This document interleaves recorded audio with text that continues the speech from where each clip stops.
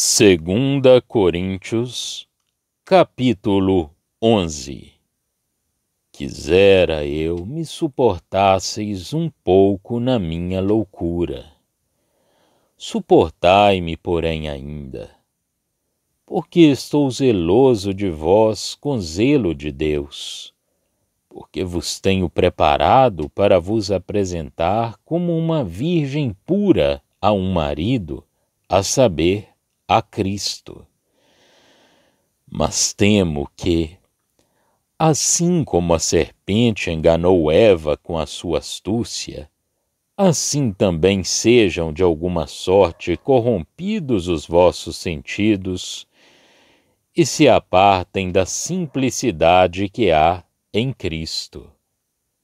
Porque, se alguém for pregar-vos outro Jesus que nós não temos pregado, ou se recebeis outro Espírito que não recebestes, ou outro Evangelho que não abraçastes, com razão o sofrereis. Porque penso que em nada fui inferior aos mais excelentes apóstolos. E se sou rude na palavra, não o sou, contudo, na ciência. Mas já em todas as coisas nos temos feito conhecer totalmente entre vós. Pequei, porventura, humilhando-me a mim mesmo, para que vós fosseis exaltados, porque de graça vos anunciei o Evangelho de Deus?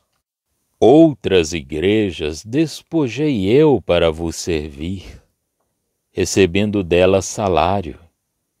E quando estava presente convosco, e tinha necessidade, a ninguém fui pesado. Porque os irmãos que vieram da Macedônia supriram a minha necessidade, e em tudo me guardei de vos ser pesado, e ainda me guardarei. Como a verdade de Cristo está em mim, esta glória não me será impedida nas regiões da Acaia. Por quê? Porque não vos amo? Deus o sabe. Mas o que eu faço, o farei, para cortar ocasião aos que buscam ocasião, a fim de que, naquilo em que se gloriam, sejam achados assim como nós. Porque tais falsos apóstolos são obreiros fraudulentos, transfigurando-se em apóstolos de Cristo. E não é maravilha, porque o próprio Satanás se transfigura em anjo de luz. Não é muito, pois, que os seus ministros se transfigurem em ministros da justiça, o fim dos quais será conforme as suas obras. Outra vez digo, ninguém me julgue insensato, ou então recebei-me como insensato, para que também me glorie um pouco. O que digo, não o digo segundo o Senhor, mas como por loucura, nesta confiança de gloriar-me. Pois que muitos se gloriam segundo a carne, eu também me gloriarei. Porque, sendo vós sensatos, de boa mente tolerais os insensatos. Pois sois sofredores, se alguém vos põe em servidão, se alguém vos devora, se alguém vos apanha, se alguém se exalta, se alguém vos fere no rosto. Envergonhado o digo, como se nós fôssemos fracos, mas no que qualquer tem ousadia, com insensatez falo. Também eu tenho ousadia. São hebreus? Também eu.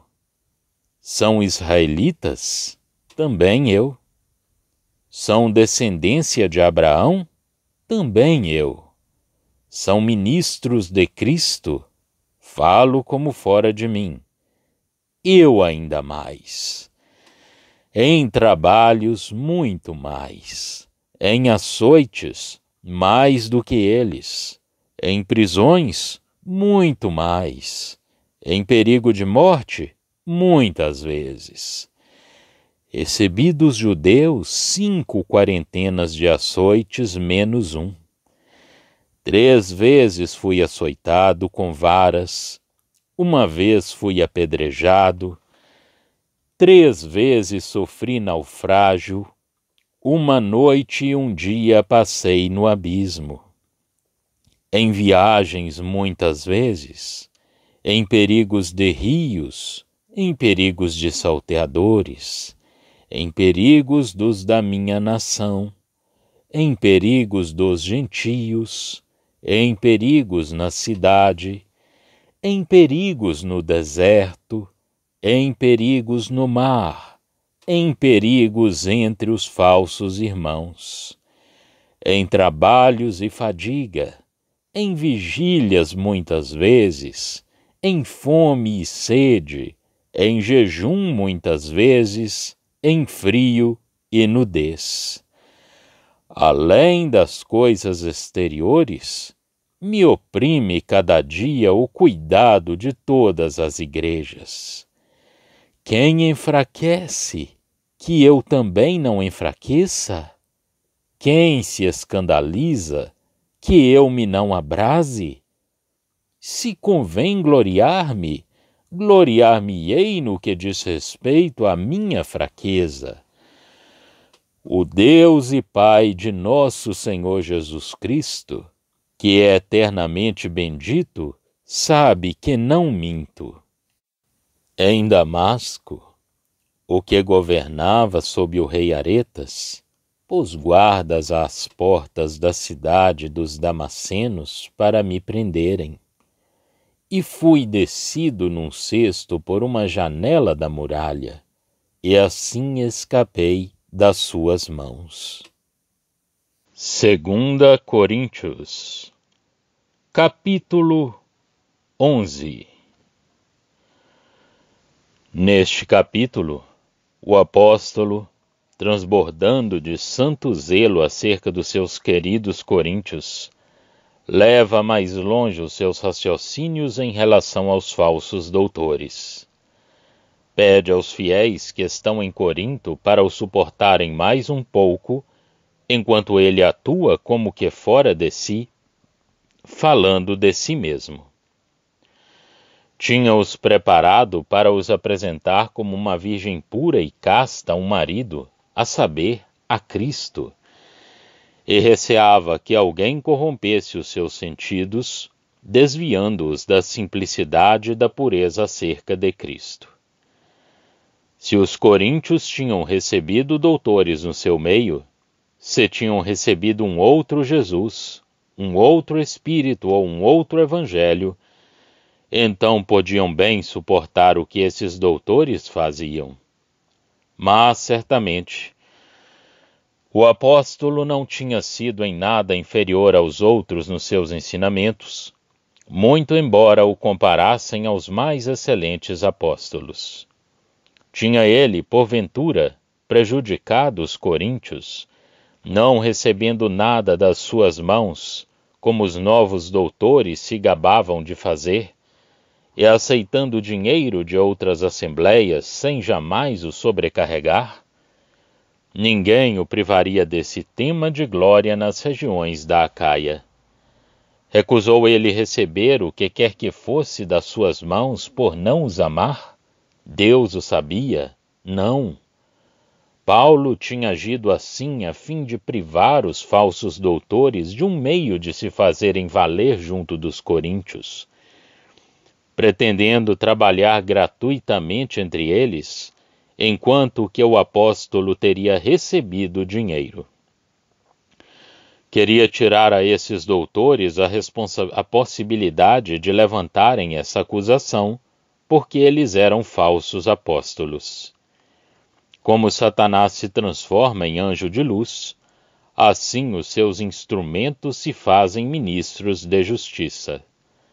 Paulo pede ainda que o suportem quando fala como que fora de si, se esses ministros de Satanás procuravam fazerem-se acreditar como sendo judeus, pertencendo à antiga religião de Deus, consagrada pela sua antiguidade e pelas suas tradições, ele podia fazer o mesmo, ele, hebreu, nascido de hebreus, possuindo todos os títulos para a glória de que os tais se vangloriavam.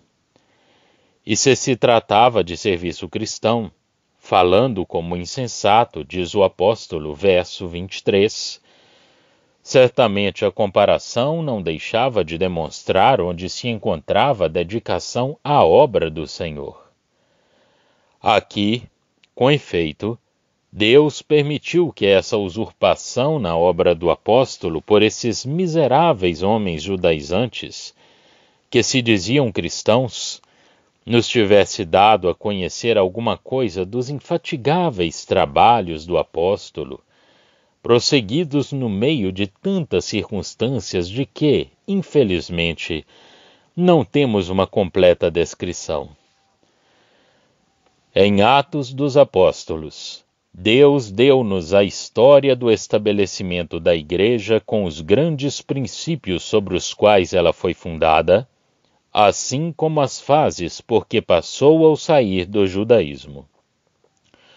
O apóstolo terá sua própria recompensa no reino de glória, e não falando dos seus trabalhos no meio dos homens.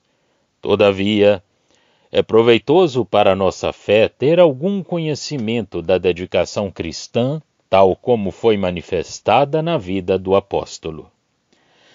Aquela loucura dos coríntios foi o meio de que Deus se serviu para nos dar dela um pequeno resumo.